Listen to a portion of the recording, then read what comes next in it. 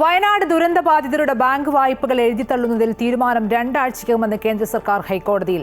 മറുപടി നൽകാൻ 2 ആഴ്ചത്തെ സമയമാണ് കേന്ദ്രം ആവശ്യപ്പെട്ടത്.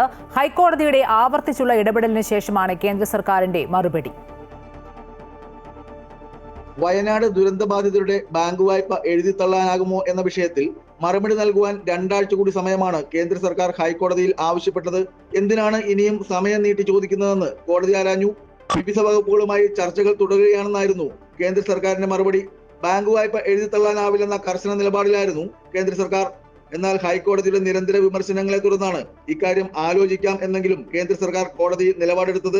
ദുരന്തബാധിതരുടെ വായ്പകളുടെ കാര്യത്തിൽ അടിയന്തരമായി എന്തെങ്കിലും ചെയ്തേ തീരൂ എന്ന് കോടതി കേന്ദ്ര സർക്കാരിനോട് പലതവണ ആവശ്യപ്പെട്ടിരുന്നു. അതിനുശേഷമാണ് ദുരന്തബാധിതർക്ക് അനുകൂലമെന്ന് തോന്നിക്കുന്ന ഒരു നിലപാടിലേക്ക് കേന്ദ്ര സർക്കാർ എത്തുന്നത്. ഹർജി ഈ മാസം 25-ന് വീണ്ടും പരിഗണിക്കും. ദുരന്തബാധിതരുടെ കണ്ണീരൊപ്പാൻ ഹൈക്കോടതി സ്വമേധയാ എടുത്ത കേസിലാണ് കേന്ദ്ര സർക്കാരിനോട് അനുകൂല തീരുമാനമെടുക്കുവാൻ കോടതി നിർബന്ധിക്കുന്നത്. അമൃത ന്യൂസ്, കൊച്ചി.